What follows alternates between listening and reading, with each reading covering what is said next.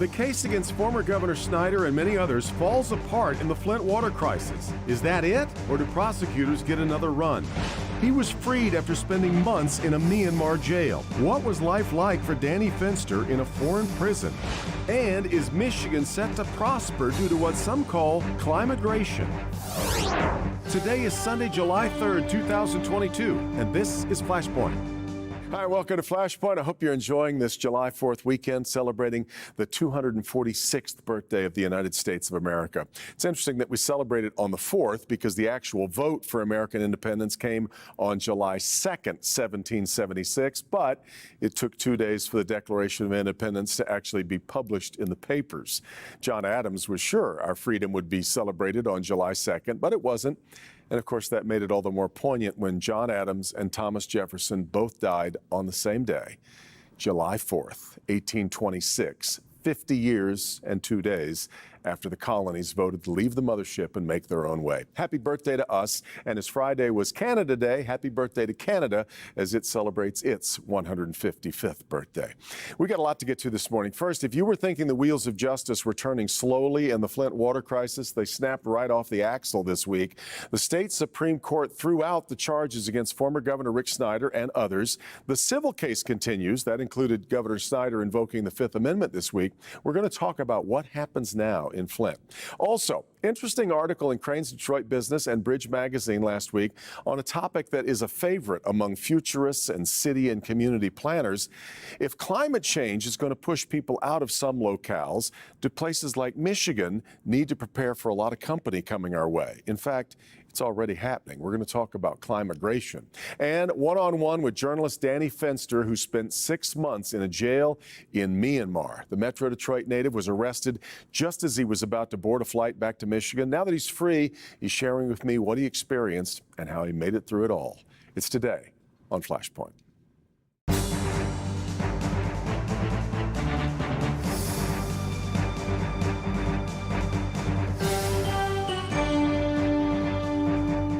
All right, let's start this morning with the latest on the Flint Water Crisis. The state Supreme Court ordering the dismissal of the charges against former Governor Snyder and others. Those charges were then refiled late Friday, but where will all of it go? I want to talk it over with a guy who knows as much about this case as anyone. Attorney Todd Flood was the original investigator and prosecutor appointed by then AG Bill Schuette, but when Dana Nessel took over, she restarted the entire case, and that included dispatching Todd Flood.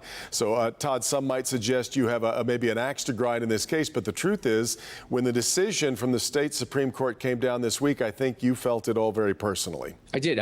It was hard for me to process in a lot of ways. I was sad. I wanted to see at least a trial, at least some modicum of justice laid out in front of 12 jurors for the case. I have friends there, lifelong friends in Flint, and they're suffering. They want answers, and they want to at least have the day in court as is required in a case like this. And unfortunately, sadly so, procedural steps reversed course for the prosecutor in this case. And I have great respect for Kim Worthy and Fadwa Hammoud, both brilliant ladies, and I know their hearts are in the right place and they want to do everything they can to bring justice. But this is a major setback, and I'm sure they're all together, bringing the team together from all different places, attempting to figure out how to get traction back in the courtroom. And it sounds to me as though they've made this motion to remand and reissue the case back to the preliminary exam stage. And Devin, that's what we did for 12 months. Put on 4 different exams, got 15 people charged, four took pleas to cooperate, and there were more indictments ready to go. So they have to go through that process, but I know they're devoted and dedicated to making it happen. Is it as simple as just saying, okay, restart and filing paperwork again, other than the delay of time, which is agonizing for a lot of the folks in Flint who have to, at this point, believe nothing's ever going to be solved? Is there more damage to the case, though, that's being done by this ruling than simply delaying what happens? Well, I will be interested in hearing the motion that they filed, because there are some issues as it relates to the statute of limitations on the misdemeanors Right. Nick Lyon, he had his case reversed, and he was asking for a dismissal, and the Supreme Court said to the circuit court, you got it wrong. Dismiss Nick Lyon's case. Nancy Peeler asked for a remand to do a preliminary exam. They reversed the circuit court there. So I'm curious to find out how they get around the statute of limitations on some of these cases. With the manslaughter cases, they have safe water. They can still navigate the preliminary exam for the manslaughter cases. Some of the other cases, Jared Aiken, he also, his perjury case took place during our investigation. So that's in safe water with regards to the statute of limitations. Yeah, no statute of limitations on manslaughter, but important to point out, a number of the people who were facing charges were only, including Governor Snyder, only facing misdemeanor counts. And those do, I think you and a lot of other attorneys would suggest that there is a statute of limitations on those kind of charges. There is. So the question is going to be, did the clock toll? Was there a stop in the clock as it relates to the statute of limitations? I think there's going to be some meritorious arguments. At least there's going to be a lot of legal arguments put forth on that issue. There's another huge issue going forth as well, and that is the taint review. I read that motion, and I saw that the circuit court in Genesee County made the Attorney General's office go through what we said in the very beginning. You have to have a taint review team. That simply is, you can't be taking privileged communications from the defendants. You have to have a privilege log, if you will, and to make sure that you're not getting information that you're not entitled to, not supposed to have, that's confidential and the like. Well, that didn't happen necessarily in this case. So I'm sure that the Attorney General and Fadwa Hammoud and Kim Worthy have a plan to overcome that. They have to show by clear and convincing evidence that that's not going to be used, or nor is it relevant necessarily in their case. So another hurdle, more time, more money, more frustration. But I've talked to Fadwa on many occasions. I believe in her, and I believe that her heart's in the right place, and she's going to do everything she can to bring justice from my friend in Flint. Let me ask you, if we set aside all of the different arguments that we've heard, all of the, obviously we have to follow, we have to follow legal rules in court. All of these things, though, if we can set all that aside and get to the heart of what you found in your 3 years of looking into what happened in Flint, where do you believe, what did you decide, where was the ultimate responsibility for what happened to the people of Flint? It happens within the administration and the cabinet of the Snyder administration, in my humble opinion, and that's what I proved in the preliminary exam. It was really quite simple for everybody to understand. When it was complicated, but it only became easy when it became easy and you understood it. At the end of all of this, there was Legionella that was in the pipes and the systems, and because the pipes had been being stripped of their protective coating, Legionella was growing, and it had food to grow called trihalomethanes. That's just the organic material that was coming down the pipe. And in vacant lots and vacant streets, those plumes, those small plumes of Legionella would grow and become massive. And then as the pull of water went down to the other homes and hospitals and nursing homes, that killer, that poison, was brought in, and it was silent and brought into the people's homes. So not only did you have lead, because the lead leached from the pipes because there was no protective coating, you also had this Legionella, which caused severe pneumonia. And if you had any kind of comorbidity, any kind of diabetes or high blood pressure, heart disease, anything of that sort, it was a death sentence for many. And, you know, I buried a friend up there, and only became friends with her while I was up there. I became friends with plenty of parents. I still have a lifelong friend. They have a 5-year-old that is suffering from lead poisoning. And in fact, Todd, we'll parents see. who will be spending years watching for signs of what the lead has done to their children. That's right.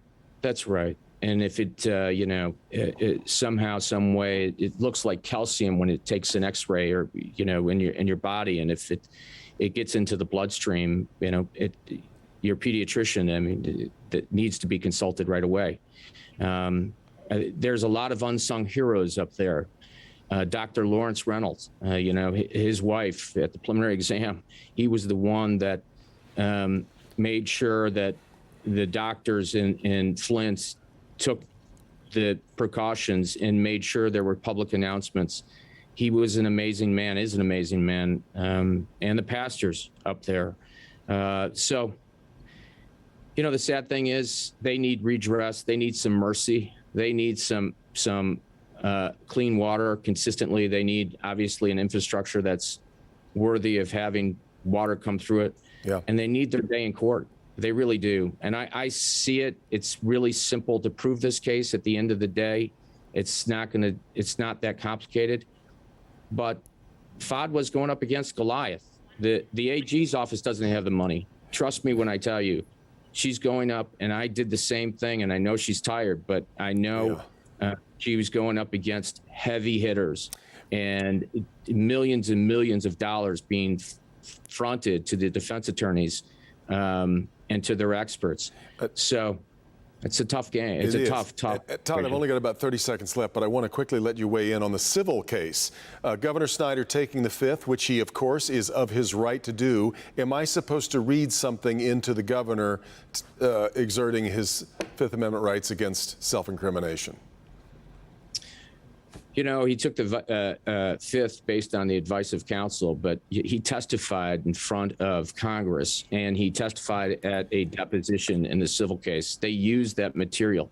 Yeah. And if people listen to that testimony in front of Congress, there will be some striking revelations. But anyway, no, I wouldn't read into it other than that potential more charges could come down the pike if they find manslaughter issues. Todd, I so appreciate your thoughts on this. We've talked to you about it before. I know we'll talk to you about it again. Thanks for the time. Devin, my pleasure as always. You bet. We'll continue with more. We'll talk about climigration next on Flashpoint on Local 4. Save now during the U.S. Mattress Huge 4th of July sale. Thousands of national brand mattresses in stock, sale priced and going fast. Right now, save up to $800 off the already low U.S. mattress price on all the top brands. Plus, free adjustable base, $300 Visa gift cards, and right now, get up to 72 months interest-free financing. Celebrate the 4th with your best night's sleep on a new mattress. Nationally known, locally owned U.S. Mattress. We make it easy. The last couple years have left us feeling uncomfortable, losing the desire to be our best selves. Well, it's time to take control. Medical Weight Loss Clinic is introducing Control, a brand new over-the-counter weight loss aid comprised of a proprietary blend that helps control your appetite, your cravings, and your weight loss. Now is the time to take control and call Medical Weight Loss Clinic today. Receive 4 weeks free with the purchase of any program when you call 1-800-GET-SLIM. For things to come. Dude, great ride, right? This Silverado keeps me connected and in control. And this touchscreen is my command center.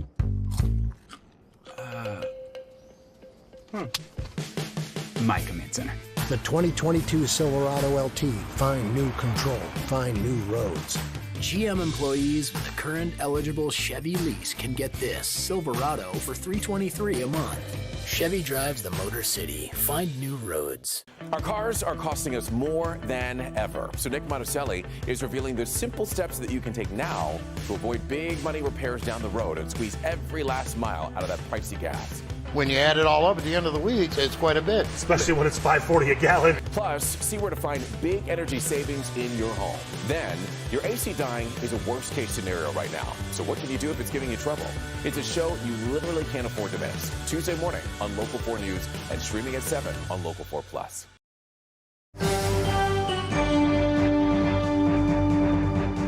Welcome back. Before coming to Michigan many years ago, I lived in Oklahoma, a state that was for years defined by the exodus of so-called Okies looking for refuge from the Dust Bowl, classically enshrined by John Steinbeck in The Grapes of Wrath. Yes, people have been chased by weather disasters for ages, and that phenomenon is certain to strike again with climate change that last week saw a town above the Arctic Circle break a high temperature record by a full 10 degrees. Eric Friedman is a Pulitzer Prize-winning journalist and director for the Knight Center for Environmental Journalism at Michigan State University, who's been writing about what's known as climigration for Crain's Detroit Business and Bridge Magazine, and joins me now. Eric, I really appreciate the time. I want to start with this notion, though, that this kind of movement of people from one place to another has a history that really goes back to the dawn of human time, doesn't it? Yeah. It goes back in the Great Lakes region millennia, where native peoples had hunting routes, they had gathering routes, they stockpiled food. Then we saw the European immigrants and their descendants coming. Why did they come to Michigan? Because of natural resources here, industrialization in the East that they wanted to get away with, and of course, opportunity, economic opportunity, family opportunity, and then the great migration of African Americans from the South in the first part of the 20th century. Yeah, in fact, I love that came here to our factories. Eric, you even dug up a song from the 1800s that was kind of a pitch jingle for immigrants that said, we have soils of various kinds to suit men who have different minds, prairies, openings, timbered land, and bur oak plains in Michigan. They were making a pitch, right, for new Michiganders. That was before we had TV ads and right. Infomercials.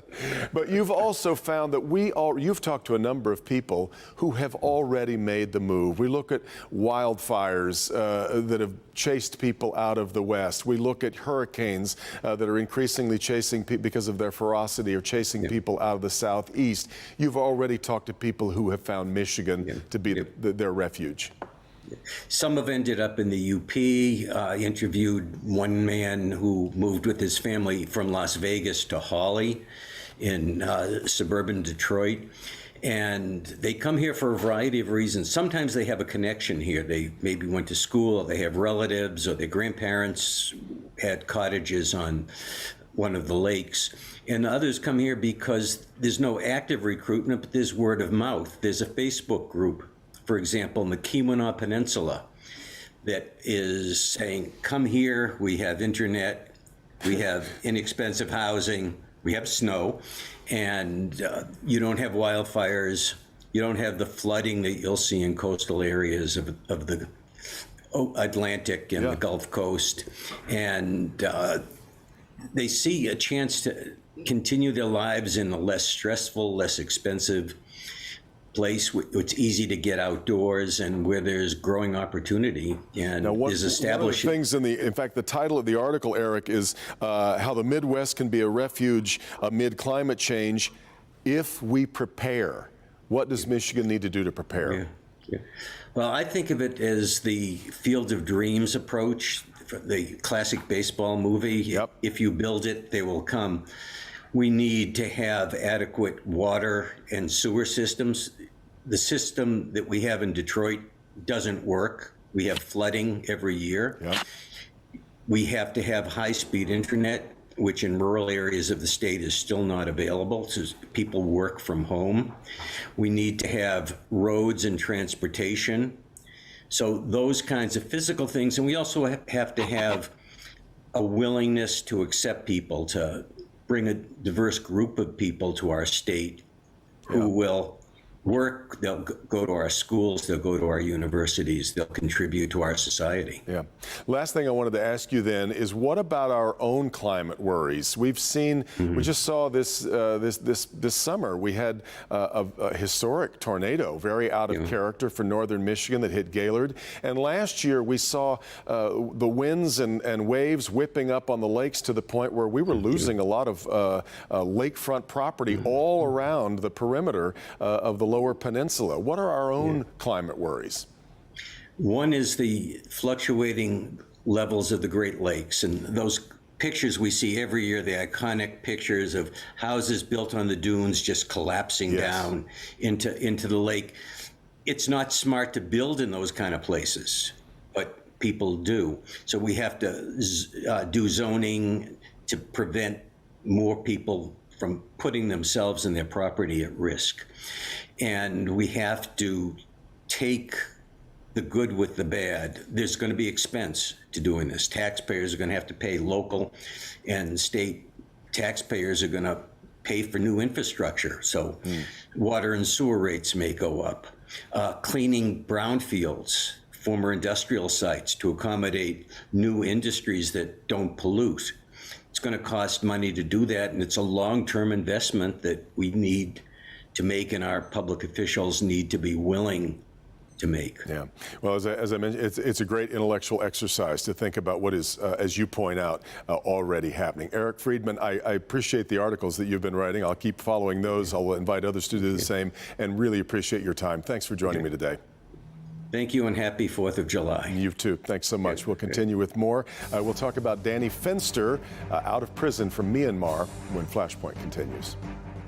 Right now at the Gardner White 4th of July mattress sale. Pay for a queen and take home a king on the new Beauty Rest Sustainable Mattress Collection. With innovative technology, luxurious comfort, and designed with sustainable, eco-friendly, recycled materials from our oceans. Get this Beauty Rest king or queen just $9.99. And sleep on it tonight with 0% financing for 60 months and free same-day delivery. Plus free TVs, free MasterCards, and a $100 grocery gift card. Better sleep, better planet. Only at Gardner White. There's a reason Comcast Business powers more businesses than any other provider. Actually, there's a few. Comcast Business offers the fastest, reliable network, the protection of Security Edge, and the most reliable 5G network. Want me to keep going? I can. Whether your business is starting or growing, you need Comcast Business. Technology solutions that put you ahead. Get started with internet for $30 a month for 12 months with no annual contract required. Plus, ask how to get a $500 prepaid card with a qualifying gig bundle.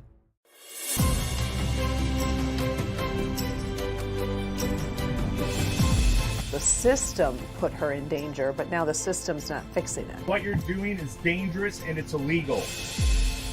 Your job was growing increasingly dangerous. Were you stunned when you were arrested?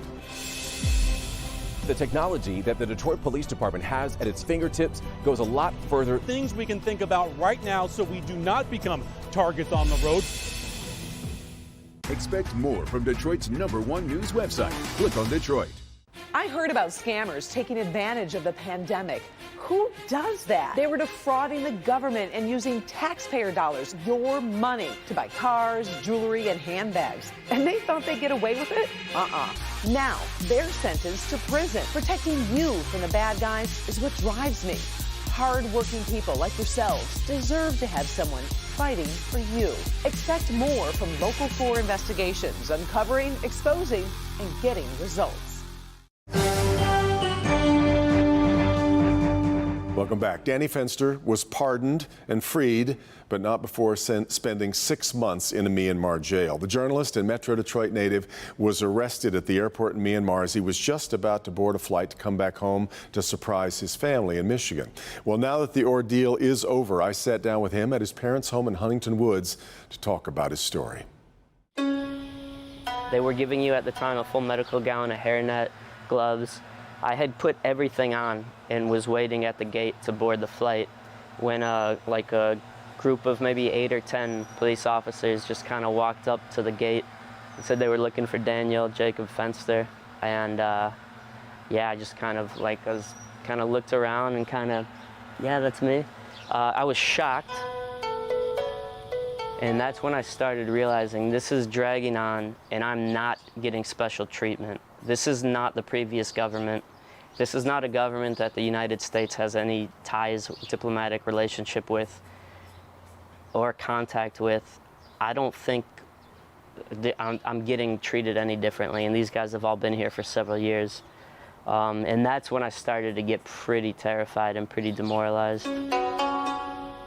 So they would bring 2 meals a day, so they bring one around 8 a.m., and they bring in this big plastic bucket of, I guess you'd call it a bean soup, but it was just this salt water with a few beans. It would be a scramble to get any of the actual beans, first come, first serve. And then an equally large bucket of white rice. And that was every morning. And then every day at around 3 p.m., they would bring a curry that either had a little bit of chicken or a little bit of fish or beans. Those were the two meals. Neither were particularly tasty. Did you ever give any kind of crazy thought to, is there a way for me to escape, or does that not happen? Constantly. Oh. I don't think I ever got anywhere near trying to do that, but I was constant. There was a tall brick wall surrounding our yard, and it wasn't that tall, and I was constantly staring at it. So if I jumped and pushed off of there, I could get this height on the next wall, but I knew right behind that wall was the women's prison. I knew it was not possible, but I was thinking about it all the time. Yeah. Yeah. When they would bring the food that you order from the commissary, sometimes they would bring them in cardboard boxes. And if I could establish a relationship with the guys who would deliver it, that they would come to me last so the box was empty and I could keep the box, then I had a table. It's amazing how helpful a table is. I had no idea. Just bending over less and organizing things. Little things. Yeah. He was in there on some really bizarre circumstances that would never happen in a country with the rule of law. And I'd ask him how he's not so aggravated and frustrated and, about this injustice. And his notions of detachment, and suffering kind of only existing in the mind, were really, really profound. And we walked out on the tarmac, and the Richardson Foundation had a private jet waiting for us. Best flight of your life? Oh my God. Best flight of my life, best day of my life. It's bittersweet knowing that I'll never, ever have as good of an afternoon as that.